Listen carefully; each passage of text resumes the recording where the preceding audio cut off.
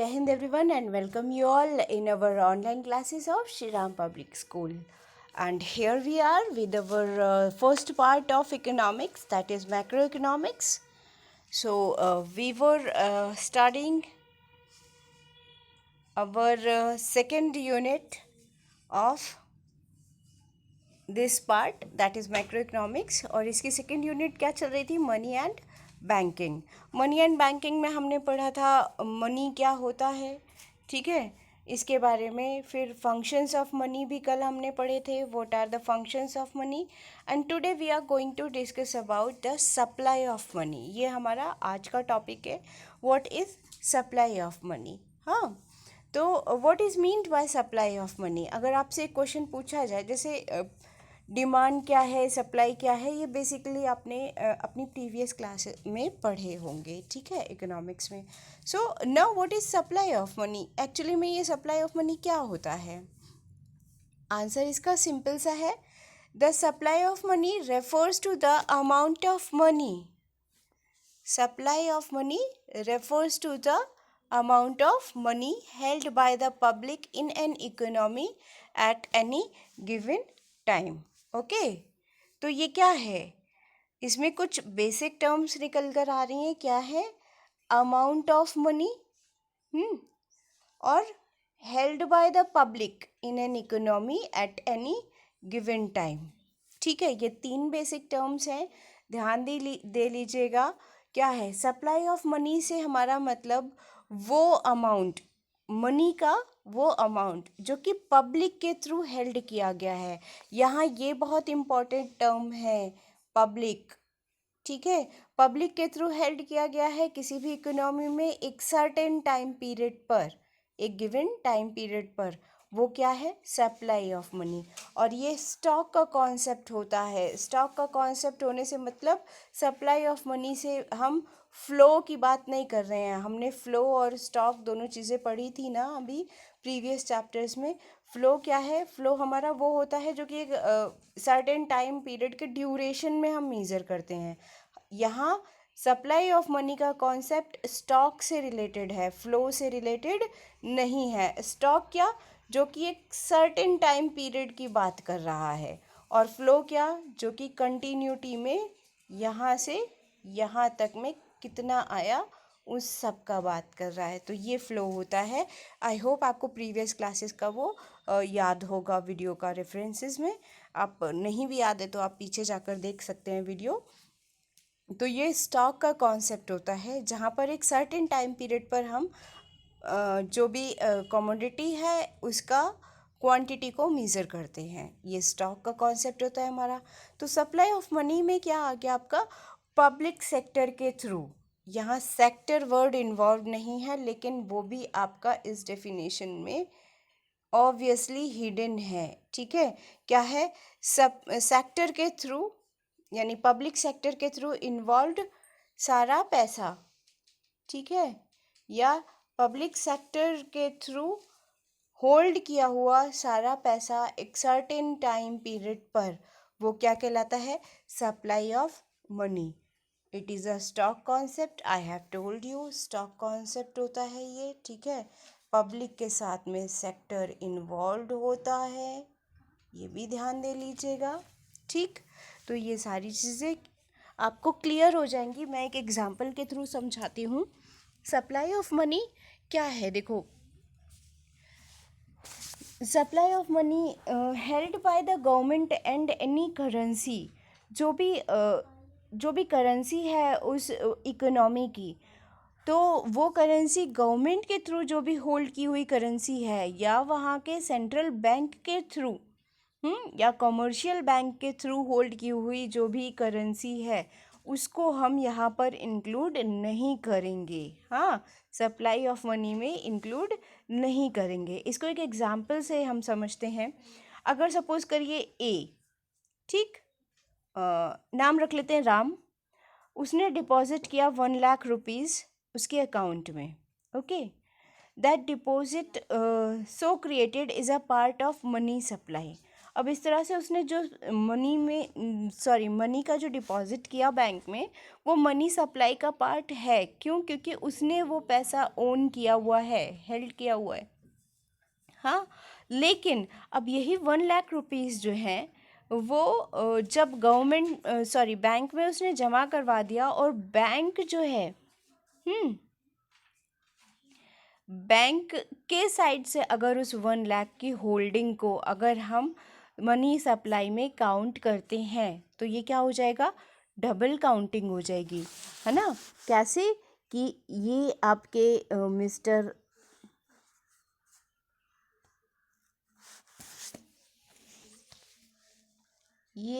Mister Ram हो गए, ठीक है।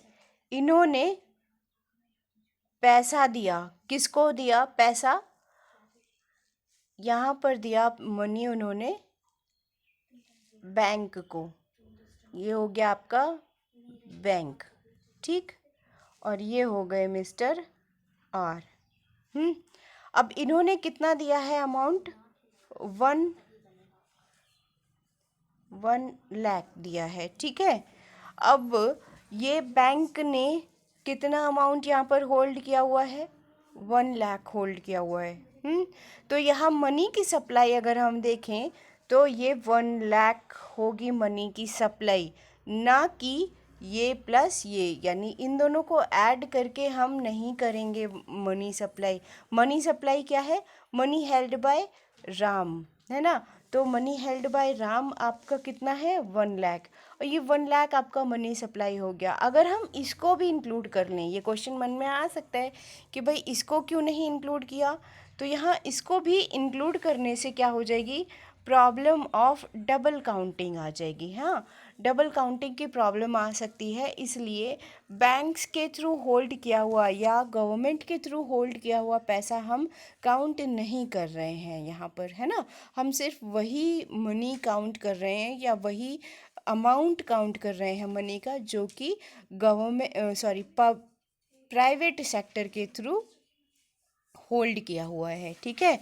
यहाँ पब्लिक सेक्टर नहीं, यहाँ पर आ जाएगा आपका प्राइवेट सेक्टर। और पब्लिक से मतलब यहाँ पर क्या है? यहाँ पर पब्लिक से मतलब है आपका house hold, okay. House hold और आपके जितने भी इंडिविजुअल्स, आपने नेशनल इनकम वाले चैप्टर में ये ध्यान से पढ़ा होगा, इंडिविजुअल्स और हाउस होल्ड। तो इन दोनों के थ्रू जितना भी पैसा होल्ड किया गया है वो क्या है?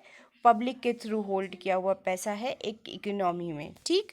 तो I hope now you would have understood supply of money refers to the amount of money, money का वो अमाउंट जो कि वहाँ के पब्लिक के थ्रू वहाँ पर क्या किया गया है? जमा किया गया है। हाँ, या फिर कह लो held by private sector in an economy at any given time. हाँ, और प्राइवेट सेक्टर में या फिर पब्लिक में यहाँ पर हाउस होल्ड और इंडिविजुअल। मैं एक बार और इसको क्लैरिफाई कर दे रही हूँ। यहाँ पब्लिक से मतलब आपका क्या है? हाउस होल्ड्स, ओके, और प्लस इंडिविजुअल्स। इन दोनों को मिलाकर हम क्या बना रहे हैं? पब्लिक। और गिवन टाइम पीरियड पर ये क्या कहला रहा है? आपका supply of money, okay. Now next proceed further. तो आपका सप्लाई ऑफ मनी का मेज़रमेंट किस तरह से, मतलब मनी की सप्लाई को आप मेज़र कैसे करते हो, किस तरह से करते हो? तो दो अप्रोचेस हैं, there are 2 approaches regarding the constituents of money supply. और ये 2 अप्रोच कौन कौन सी हैं? फर्स्ट वन है आपकी ट्रेडिशनल अप्रोच या नैरो अप्रोच। और ये ट्रेडिशनल अप्रोच जो है वो 1967 से 68 तक जो है आरबीआई के थ्रू यूज़ की गई थी। और सेकेंड अप्रोच आपकी है वो है मॉडर्न और ब्रॉडर अप्रोच। हाँ, ये ब्रॉडर अप्रोच 68 के बाद से आरबीआई ने अडॉप्ट की है मनी मेजरमेंट के लिए, ठीक है। नैरो अप्रोच क्या है, ब्रॉडर अप्रोच क्या है, किस तरह से ये काम करती हैं, मतलब किस तरह से मनी सप्लाई को मेज़र करती हैं, ये हम आगे पढ़ेंगे। मनी सप्लाई की ब्रॉडर अप्रोच को डिटेल में आपको डिस्कस किया हुआ है यहाँ इस चैप्टर में आगे, and that we will discuss in our next video. तो अभी में क्या है कि मनी सप्लाई के दो मेजरमेंट्स के दो आपके अप्रोचेस हैं बेसिकली कॉन्स्टिट्यूएंट्स के। फर्स्ट वन हो गया ट्रेडिशनल अप्रोच और सेकंड वन हो गया आपका मॉडर्न अप्रोच। ये भी ध्यान देने वाली बात है कि नैरो अप्रोच कब से कब तक थी, 1967 से 68 तक। ओके, ये आपकी अडॉप्टेड बाय आरबीआई 67 से 68 तक नैरो अप्रोच का अडॉप्ट किया गया था आरबीआई के थ्रू, जबकि इसके बाद 68 के बाद मॉडर्न अप्रोच के हिसाब से मनी सप्लाई को हम मेज़र कर रहे हैं एज पर आरबीआई। ओके, तो मॉडर्न अप्रोच के हिसाब से क्या होता है, 4 मेजर्स ऑफ मनी सप्लाई, और वो भी किसके हिसाब से, मॉडर्न अप्रोच के हिसाब से। आज मैं सिर्फ आपको एक बेसिक इंट्रो दे रही हूँ इन चारों अप्रोचेस का, और इनके बेसिक डिटेल जो कॉन्स्टिट्यूएंट्स हैं वो हम कल के वीडियो में डिस्कस करेंगे। तो मॉडर्न अप्रोच में क्या क्या है, मॉडर्न अप्रोच में जो 4 मेज़र्स हैं किस तरह से हम मेज़र करते हैं वो है आपका बहुत इजी है याद रखना, M1, M2, M3, M4। ये 4 मेजर्स हैं मनी सप्लाई के according to modern approach. And what are these measures, these we are going to discuss in our next video. I hope आपको समझ में आया होगा इतना, और if you have understood all the things that is very good.